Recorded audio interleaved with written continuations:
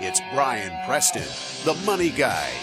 Are there any downsides? Are there negative things that you need to talk about with loss harvesting? And I have a downside I'm going to throw in here. Now, Brian, this is in the show notes, but this is why I love having this live chat because it's so valuable. I can actually see what you guys are saying right now. And a lot of people are asking this question, Brian, and I know that you're going to know the answers. Hey, okay, well, how do I track? You said I can carry forward losses, but how do I keep track of my losses? Like, do I have to keep a spreadsheet and a file, some way to do that? And after I've offset $3,000 of income on a tax return, like, how will I remember next year that I have losses that I can use? Like, what's the tracking mechanism to even make that possible? Well, I mean, look, we don't mind giving you the instruction manual or the toolbox to do this stuff. But this is another one of those, I tell you, success creates complexity. And this is why I'm working with a financial advisor, because we're actually tracking this for our clients. We're doing the implementation. We're tracking it because this is something that you will want to pay attention to. This is another thing, by the way, coming from a tax preparation background. I did taxes for 16 years. This is one of the reasons you don't want to be jumping around to different CPAs every year or different tax preparation software every year, is because we all have, you might not even realize it, more carry forwards in the background than you realize. Like if you ever paid alternative minimum taxes, if you have these loss carry forwards, this is why it's good to be consistent with who you're letting in to help you manage, because that consistency allows you to we're all on the same page. We know what the carry forwards are. We as a financial advisor, this is one of the main things when somebody hires us. I always say, hey, let us also see your tax returns for the last few years. We're going back and just making sure, did all those carry forwards actually happen? That's right. Are they being reported correctly? Because that stuff is so important. And this is some of the mistakes I see people make when they just, in a flippant way, will say, I didn't like how that CPA talked to me. They seemed so busy, or they just didn't seem like they had it figured out, and then they hire somebody else. Or maybe this is a reason you should fire your CPA, is that they're not tracking this stuff for you, and your investment advisor is not going back to make sure that all these boxes were checked.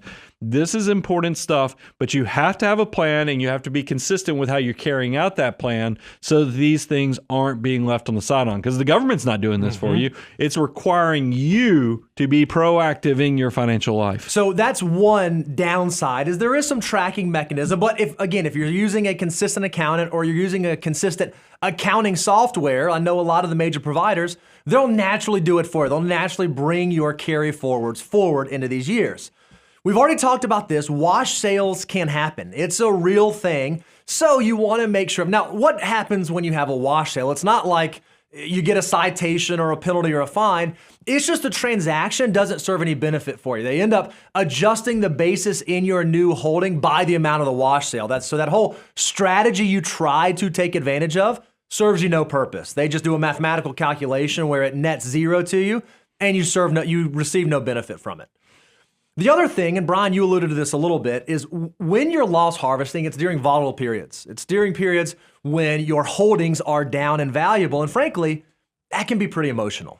Yeah, a lot of people, I mean, this is the part, because I've shared this in the fact that buying low, selling high actually is more painful than people realize. It's easy to say in your TikTok video, just buy low, sell high, but the thing I always remind people is that buy low moment is probably when there's going to be blood in the streets, and the fact economically there's going to be, high interest rates, there's going to be down stock markets, there's going to be a crazy, employment marketplace, there's going to be all kind of weird things going on that you're going to feel somewhat uncertain on, should you even do this? So what I don't want you to do is I don't want you to start off saying, I'm going to take advantage of this strategy, but then as you're implementing, you hit the sell button to lock in the loss, but then you don't do the step 2, which is you have to buy something that is not the same, but still allows you to invest and put that money to work, because this is not a timing strategy. This is a tax strategy. And I think that that's something I do worry about, because there's risks there that you might be so nervous. They're like, this guy sounded so confident, but then you get halfway through and be like, maybe I'll just sit in cash. If cash feels so comfortable. I had a phone call yesterday, and that client was like, man, I see that every asset class is getting crushed, but I see cash is at least making money. I was like, is cash making money though? Yes, you can get 2.5% to 3% on your cash if it's in, a money market or a high yield savings account. But if the purchasing power, as we just heard, the data is updated from 8.2 to 8.3% year over year. I was like, you're actually still losing, at least with the stock market. Yes, it's negative right now, but the recovery cycle, that rubber band effect, at least gives you the purchasing power opportunity of the long term to stay ahead of inflation. That's something I always have to remind people. From our research, I believe from 2000 to 2022, no, it was 1980 to 2022, the financial markets have stayed above inflation by 8.9%. I mean, so that's tremendous over the long term. I know it feels scary right now because you feel like you're getting a double whammy of inflation plus your volatility in the stock market. But my big thing is give you the tools, but tell you stay the course and actually do step 2, which is buy into that other investment so you stay fully invested. Another downside that you want to be aware of when you are loss harvesting is that tracking error matters. Remember, we keep talking about how you cannot buy an identical security, but you want things that kind of move together. This is a horrible example, but I'm going to use some individual stocks to kind of give you a feel for this, right? Think about a Home Depot and Lowe's. They are similar, not identical. Pepsi and Coke. They are similar, not identical. Well, what you want to make sure of is when you're making these loss harvesting decisions, you understand what tracking error exists between the substitutes you're using. And why are you laughing? Because I don't know why you chose those, but I would have been like Mr. Pibb versus Dr. Pepper. Oh, okay. Yeah. Well, I was thinking... Mr. Pibb, there's a reason he ain't a doctor. He is not the same as Dr. Pepper. Keep going. That was just a Brian. My brain just goes in weird places. Keep going. Look at these holdings. These are 3 large cap holdings. We have the S&P 500. Then we have a fund that a lot of you see in your 401k called Dodge & Cox stock. And then there's another fund that a lot of you may see in your 401k called the American Funds Growth Fund of America. All 3 of these are classified as U.S. large cap holdings. One has a value tilt, one has a growth tilt, one has a blend tilt.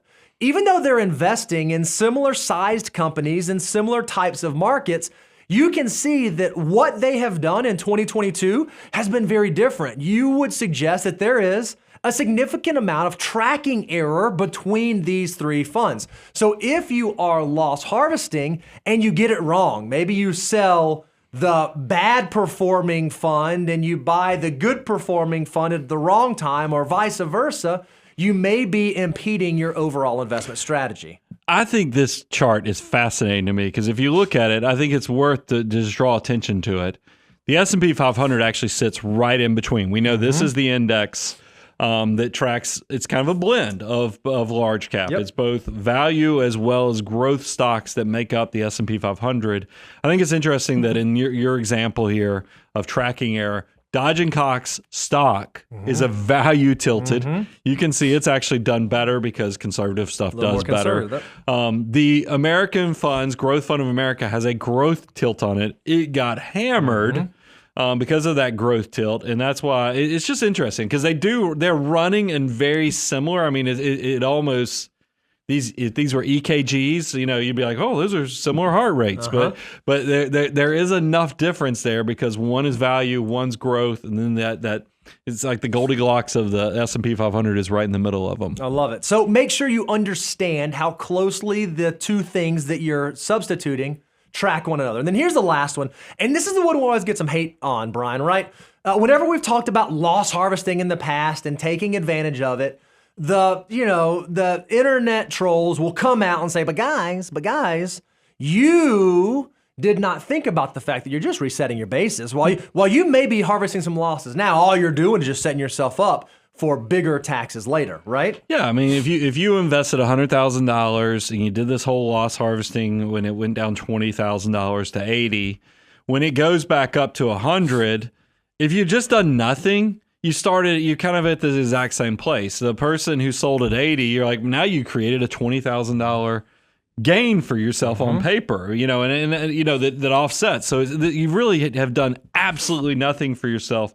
But that's why I wanted to make sure I like money in hand today versus money in hand in the future. And what loss harvesting does allow you to do from a strategy standpoint is that even if you don't have gains to offset, you get that $3,000 that offsets ordinary income. If you do have gains coming in, I love that it's offsetting ordinary income. I love that. Because that's the thing, when these losses, you get to take them. It doesn't matter if they're short-term, long-term. They get to offset ordinary income. They get to offset short-term capital gains, which are treated as ordinary income from a tax perspective. I love the fact that it lets you maximize that strategy. So yes, I would rather, it's true, eventually the government's going to get their money. They're going to come out in the same taxable situation when all things are sold.